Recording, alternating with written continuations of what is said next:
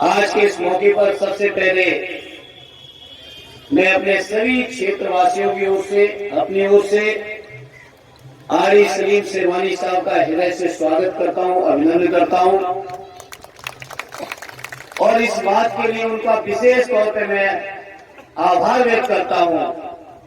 12 अगस्त को जब राष्ट्रीय अध्यक्ष जी ने लखनऊ में बधाई के लोगों की मीटिंग बुलाई थी तो आरी सलीम शेरवानी साहब के प्रस्ताव पर, उनकी ही मांग पर आदरणीय राष्ट्रीय अध्यक्ष जी ने मुझे एक बार फिर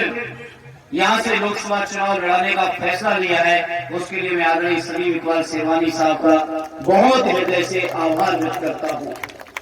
और उनको विश्वास और भरोसा दिलाता हूं कि जिस तरीके से बधाई के लोगों के बीच उन्होंने प्यार रखा, मोहब्बत का जो पैगाम उन्होंने दिया,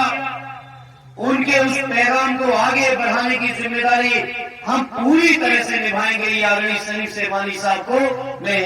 पूरी तरह से विश्वास और भरोसा दिलाना चाहता हूं। साथियों, आज का ये पीडीए सम्मेलन मैं समझता हूं विधानसभा वाइज बिरसी में हुआ, सहसवा में हुआ,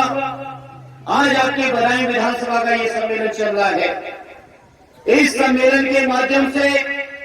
मैं यहाँ एक बात बहुत लंबी नहीं कहूंगा क्योंकि आदरणीय सलीम साहब को यहां से लेकर कार्यक्रम करते हुए अलीगढ़ तक जाना है। ये मैं ज्यादा लंबी बातें नहीं करूंगा। आदरणीय संतोष जी ने, भाई आबिद साहब ने बहुत लंबी तकरीर करके बहुत सारी बातों से हमें आपको अवगत कराया है, लेकिन मैं इस मौके पर अपने बदायूं के लोगों आपके बीच कहना चाहता हूं, बाबा साहब भीमराव अम्बेडकर जी ने अपने जीवन काल में कहा था कि मैं जीवित रहूं या न रहूं, देश के संविधान के रूप में मेरी आत्मा हमेशा जिंदा रहेगी।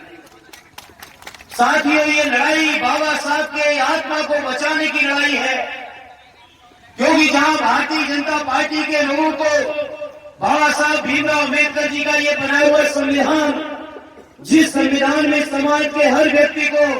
न्याय मिला है, हक मिला है, अधिकार मिला है, बराबरी के जीने का, सम्मान से जीने का जो हक बाबा साहब देके गए हैं, ये हक भारतीय जनता पार्टी वालों को बर्दाश्त नहीं हो रहा है। यही कारण है कि बीजेपी के लोग लगातार कोशिश में हैं कि किसी तरह से देश के संविधान को बदला जाए। बीजेपी के लोग कोशिश में हैं किसी तरह से लोकतंत्र के अंदर जो हक अधिकार वोट डालने को मिला है, उस हक और अधिकार को छीनने का प्रयास लगातार भारतीय जनता पार्टी के लोग कर रहे हैं। साथियों, ये भारतीय जनता पार्टी की मुहिम, जिस मुहिम से वो बाबा साहब के संविधान को, उस संविधान से दिए हुए लोकतंत्र को, संविधान से दिए हुए बराबरी के हक को, संविधान से दिए हुए न्याय के हक को, संविधान से दिए हुए समाज के हर तबके को तरक्की और खुशहाली लाने का जो हक और अधिकार मिला है, उस अधिकार को बीजेपी के लोग खत्म करना चाहते हैं। इसलिए इस मौके पर आदरणीय राष्ट्रीय अध्यक्ष माननीय अखिलेश यादव जी ने पीडीए के माध्यम से संविधान बचाने का जो संकल्प लिया है, उस संकल्प को आपको, हमको, सबको मिलकर पूरा करना है और बाबा साहब के संविधान को बचा के रखना है। मेरे साथियों, मैं समझता हूं इस बात से क्षेत्र के सभी लोग सहमत होंगे, क्योंकि जिस तरीके के बीजेपी के लोग संशोधन कर रहे हैं, जिस तरीके से कानून बदल रहे हैं, बीजेपी के लोग नहीं चाहते हैं देश में लोकतंत्र है। ये मान के चलना मेरे भाइयों, अगर 24 के चुनाव में भाजपा जीती तो निश्चित तौर पे आने वाले चुनाव में देश की हालत भी वही होगी जो चीन और रशिया की हालत है। देश में तानाशाही लाना चाहते हैं भाजपा के लोग, और मैं समझता हूं पीडीए के लोगों को मिलकर, दलित भाइयों को, माइनॉरिटी के, बैकवर्ड के लोगों को और समाज के वो अगले लोग जो आपकी लड़ाई लड़ने वाले लोग हैं। समाजवादियों ने बहुत लड़ाई लड़ी है मेरे समाज के लोगों ने, चाहे जनेश्वर मिश्रा जी रहे हो, चाहे मोहन सिंह जी रहे हो, चाहे बजरंग तिवारी जी रहे हो, समाज के अगले वर्ग के लोगों ने भी, चाहे डॉक्टर भीमराव अम्बेडकर जी से डॉक्टर राम मनोहर लोहिया जी रहे हो, समाज के अगले वर्ग के लोगों ने भी लगातार दलित पिछड़ों की लड़ाई को लड़ने का काम किया था। हमारे राष्ट्रपिता महात्मा गांधी जी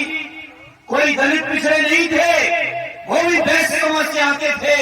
लोहिया जी भी वैश्य समाज से आते थे, पंडित जनेश्वर मिश्रा जी ब्राह्मण थे, मोहन सिंह जी ठाकुर थे, बजरंग तिवारी जी ब्राह्मण थे, लेकिन इन लोगों ने भी समाज के दबे कुचले और शोषित पीड़ित लोगों की बहुत मजबूती के साथ लड़ाई लड़ने का काम किया था।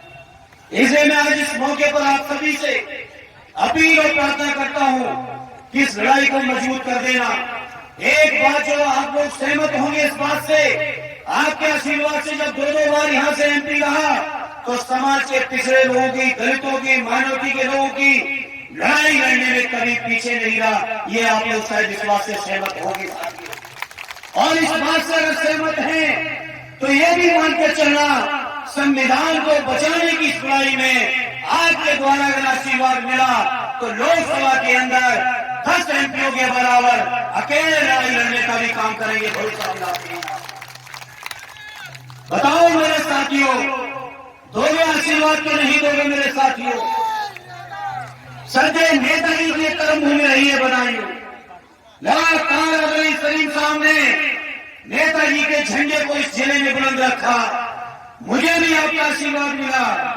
इस झंडे को बुलंद रखना। और मैं आपको भरोसा दिलाता हूं, चाहे अम्बेडकरवाद की लड़ाई हो,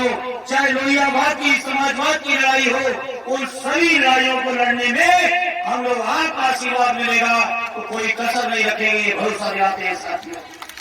ये आज इस मौके पर चूंकि अली सलीम साहब इलाहाबाद से अलीगढ़ होते हुए आए और वापस अलीगढ़ होते हुए इलाहाबाद जाना है, केवल आप ही लोगों के कार्यक्रम में आए हैं, इसलिए मैं इस मौके पर आपसे कहूंगा, ज्यादा समय नहीं दूंगा, लेकिन जो हमें और आपको सोच के, समझ के विचार करना है कि आखिर आजम साहब के ऊपर अत्याचार क्यों, आखिर इरफान साहब के ऊपर अत्याचार क्यों, आजम साहब के परिवार के 3 सदस्यों को सजा मिली और 3 अलग अलग जेलों में, इस उम्र में भी और बीमारी की हालत में भी। सोचो हमें और आपको कैसे लड़ाई को लड़ना है। हमारे आपके लोग जो पीढ़ी के